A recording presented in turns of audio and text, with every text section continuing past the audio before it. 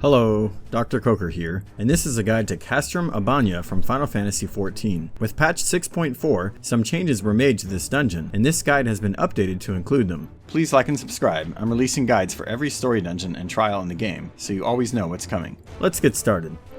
The first boss here is Magna. He has an ability called Wheel, where he spins and hits the tank, but there is no warning or cast for it, so just heal through it.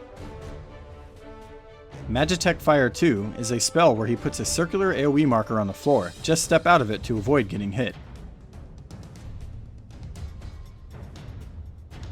FFXIV is a spell that hits everyone in the room with moderate unavoidable damage. Just heal through it.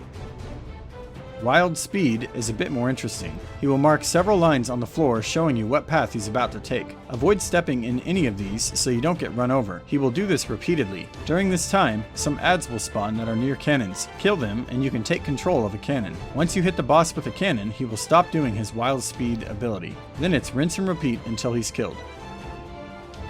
The second boss is Subject Number 24. Watch his text bubbles as he switches between 3 modes. When any mode begins, Elemental Overload is cast, which deals unavoidable moderate damage to all players. Just heal through it. With Lightning mode, you will see towers that players must stand in, followed by line AoEs that follow the players. After this, you'll see more towers and more line AoEs at the same time.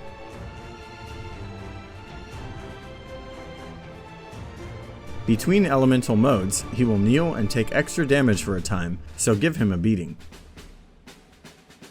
In fire mode, you'll see 3 conal AoEs, followed by a stack marker. Just avoid the AoEs and stack for the stack marker. This is followed by more cones and another stack marker at the same time.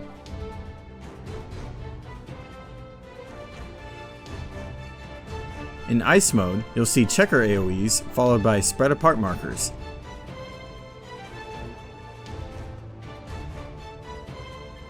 This is followed by more checkerboard patterns and spread apart markers at the same time. Just avoid the AoEs and stay separated for the spread apart markers.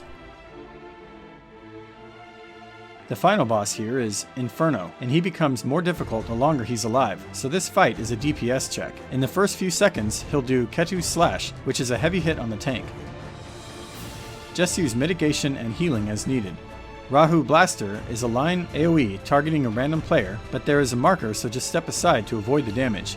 Ketu and Rahu is an ability where he will combine 2 large AoEs at the same time, and they can vary for different encounters. There's usually some marker you need to stay out of, and sometimes there's a proximity marker, so you'll have to run to the edge.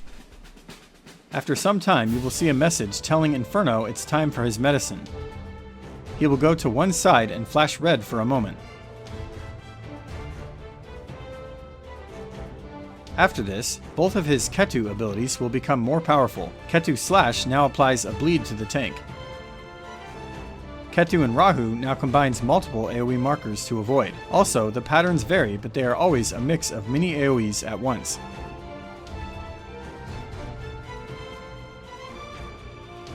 A short time later, the boss will get more medicine, and both Rahu abilities will become empowered. With 2 empowerments, Ketu and Rahu gets really messy.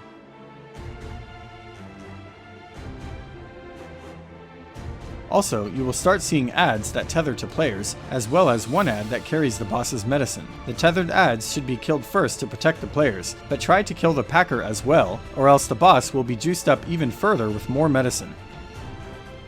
As you can see, the more medicine the boss receives, the more difficult the fight becomes, but with decent DPS, you'll be able to take him down. And that's it for Castrum Abania, updated for patch 6.4. Thanks for watching, and see you next time.